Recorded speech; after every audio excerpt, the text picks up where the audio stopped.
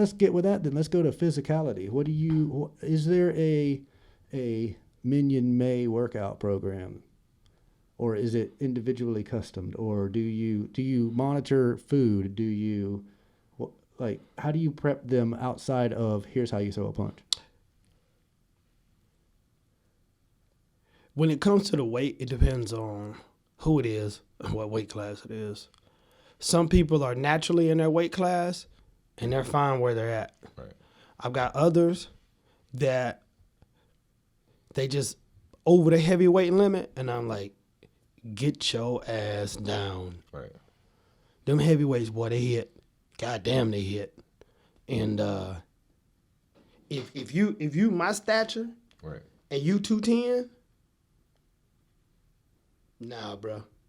You need to come on down to 170s, 160s, whatever. And I try to tell people all the time, when you look at these professional boxers, I was like, you look at, I think they were talking about Spence and Crawford. Yeah.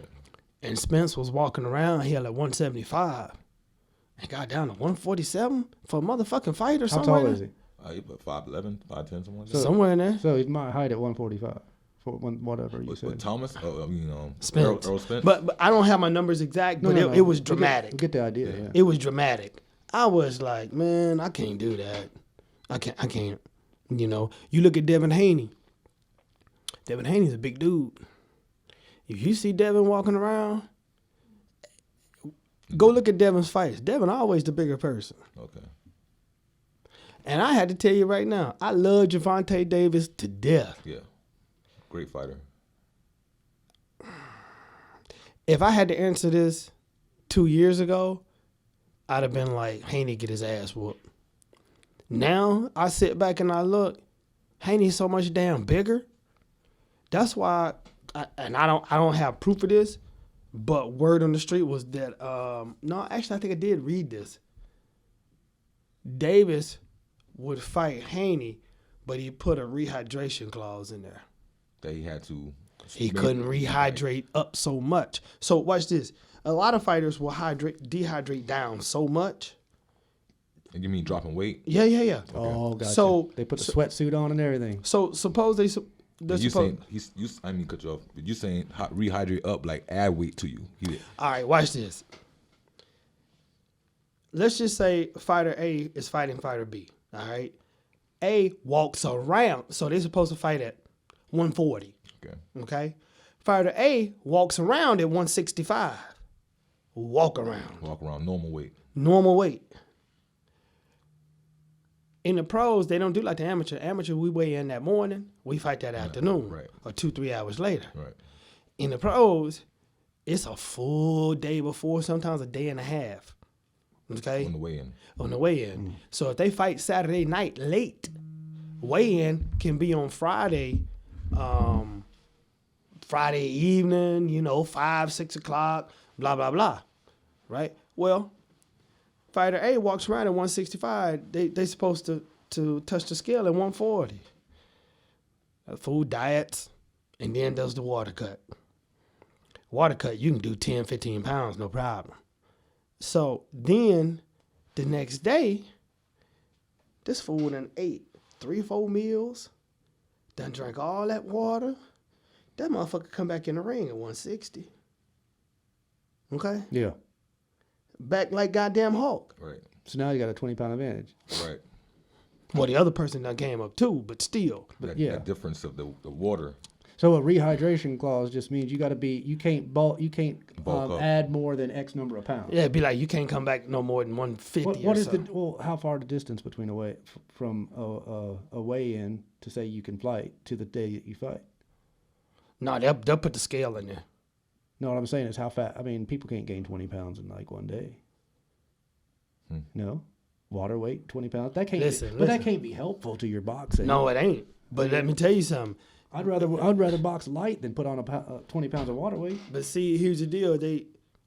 They've got some of the top-notch nutritionists to help them do that with the special supplements and certain foods that won't stay in your stomach, stuff like that. They got it down to a science. So I'm not a fan of that. I could see maybe 10 pounds, but the way some of them are so spread out now, that's why they're just like, you know, hey man, if you're gonna do that, then we're gonna do a rehydration clause, so that I know for a fact that I walk around at 145, I fight at 140. Okay, that's cool. But you gonna come down to my weight class when I see you at the MGM in Las Vegas? Goddamn, dude, you look like you 3-4 weight classes bigger than me. Right. So guess what? Everybody knows it. So if me and you gonna fight, I'm gonna put a rehydration clause in there. So yeah, hey, okay. If we fighting at 140, I'm gonna say, well, you can't come back no higher than 150. Right. Not 155 with the extra muscle on you. Nah, then if you do. There's clauses in the purse. Just the amount of if he's gonna lay on you, just that extra 15. Exactly. Right. That's a good tactic in boxing too. Laying on you. Hell yeah. Just use up the energy. Wear your ass out. Was that like rope-a-dope? Nah, rope-a-dope was Ali with him like sucking you in and throwing that crazy uppercut. Well, he would just lean up against he was so fast, he would just lean up against the ropes and dodge you. Yeah. And boxing is different, man, from country to, from, I'm not going to say country to country, but area to area. Okay. Like American fighters fight different from UK fighters. Period. Do you know? Period. Can you say how?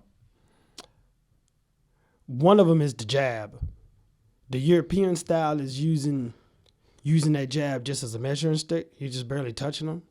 Whereas in America, we believe in having several different types of jab. Because we say the jab would take you around the world. Okay.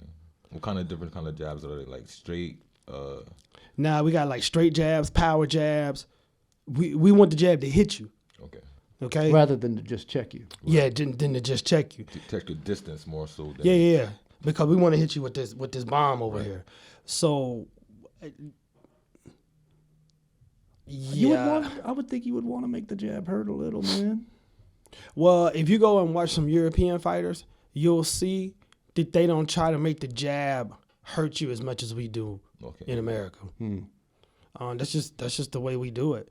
I just believe if you're gonna put that damn hand out there, you need to hit something. Right. So then, what's the just general overview? What's the better tactic? Who wins? If you're not using the jab as a offensive force, who wins that battle? Europe or America? I mean, if you have two Europeans against each other, I don't know what to tell you on that one. Well, then you're a stalemate. Yeah, it's a draw. Yeah, and I mean the Europeans, they're on their toes a lot. Have you ever taken any other disciplines besides boxing? Have you done martial arts or anything like that? How do those play together well? I did karate a little bit in the mental space. In the mental space, yes, and being relaxed, yes. Body control. Mm-hmm. Are there any techniques that flow from one to the other? Not that I can think of off the top of my head, because I did kung fu back in the day. Mm-hmm. Well, obviously you got gloves on in boxing, so you can't do grabbing, but body, like footwork or the way you throw a punch. Let me tell you, if I did kung fu now, the footwork would definitely translate to boxing. Okay, that's what I'm asking.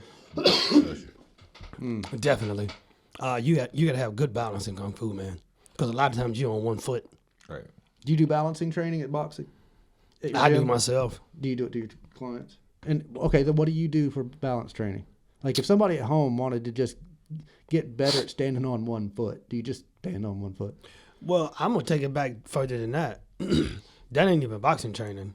That's just old school personal training for elderly clients. Well, that's fair. Stand on one foot and move your goddamn arms. Like PT, physical training, type stuff. That was always one of the progressions. So look, say you got somebody doing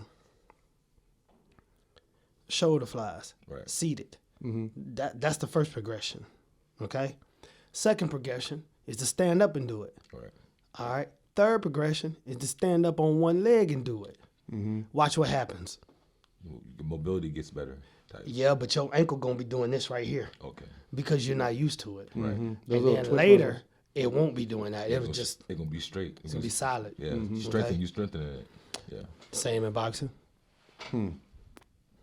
Boxing has a rhythm, and it's also a dance. Okay. Timing. Yep.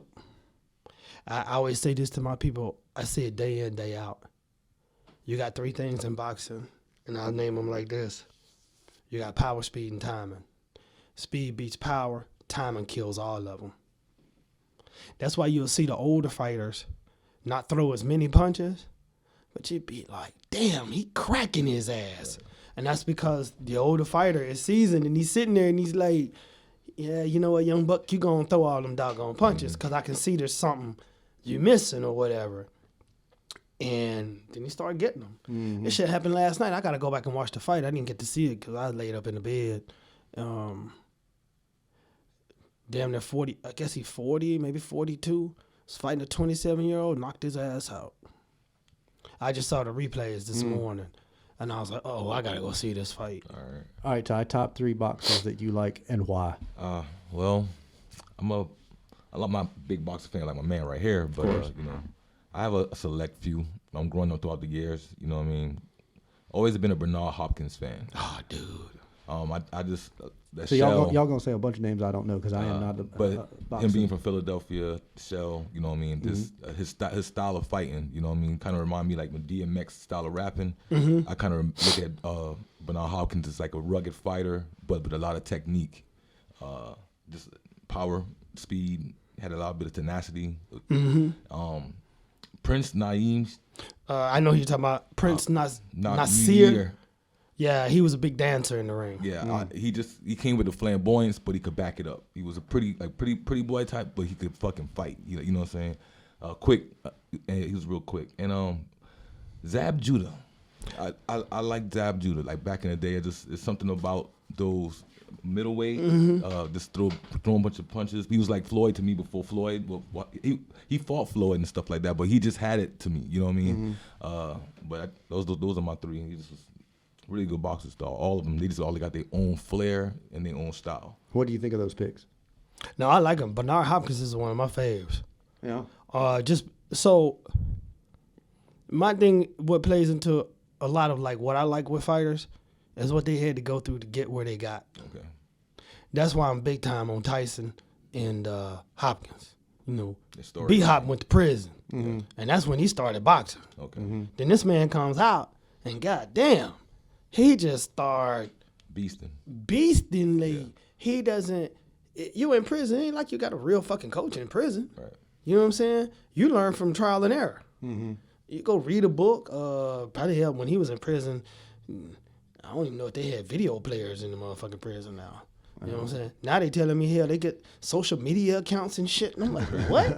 No wonder motherfuckers ain't scared to go to prison. That's not prison, man. Shit. That's funny, yo. Like, I'm like, boy, y'all need to see what they do to them motherfuckers in Russia. Okay. Shit, your ass be 200 miles out in the fucking goddamn mountains somewhere, and your family ain't coming to see you. No, y'all there. Tuberculosis everywhere. Like, no, bruh. You want to act the fool? Yeah. Solitary in a motherfucking hole and ain't no motherfucking heat. Right. Block D, cell 512. Your cable bill is due. Yeah, your ass in there freezing, shivering, whatever. But mine was Tyson, Hagler, and Hopkins. I mean, I got a lot of them, and one of them I really love defensively was James Toney. Okay. Why? He didn't beat Tyson though. I don't think they fought. No, they didn't fight. It was I think Tyson got locked up, and then Tony was after that. I gotta think about that. I have to go look. Because Tyson only lost to Tyson didn't lose until the end of his career. What about that night in Tokyo? With Buster Douglas? Yeah. But that was a Buster Douglas mom. He was going through some shit with his mom and stuff. And that's like you said, you don't ever fight, you know. Yeah, but and Tyson headspace wasn't in the right headspace. Tyson didn't even train for that fight. Yeah. Tyson even said he was out partying. Yeah, that's what I was saying. That's and when I say partying, he was partying. Yeah. If you see this, we ain't gonna say nothing, but he was having a good time. A real motherfucking good time. At that point, where do you think his head was? It was just paycheck day. Or it was I can beat anybody and I don't even have to try. Like what was the? But he found out that when you party all night, you ain't got no damn energy. Right. And that's what it was. It wasn't a loss, it was a learning lesson. Mm-hmm. Yeah. Mm.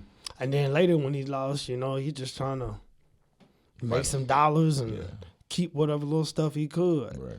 But you got to see that man done went downhill and been resurrected. Exactly. Like, he's a great like life after boxing. I think Mike Tyson's one of the phenomenals. Like, Oh, I people watched right it. now. Yeah, I was watching an interview with him recently, and very they weren't insightful. talking about boxing so much. They were just talking about life. Yeah, they were just very- talking about lessons. Yeah, very insightful. Speaking of Man. which, in the last few minutes that we got, give me life philosophy in boxing. What is your overarching? What is it the thing that makes you go in and go, boxing is what I want to do today? boy, that's a hard one. See, man, I feed off of others' energy. And when they're in the gym and they're asking me questions after practice and this, that, and the other, I'll show them and teach them till the cows come home. But when a motherfucker come in there and it's like, I got to ask them, man, why are you here? Right.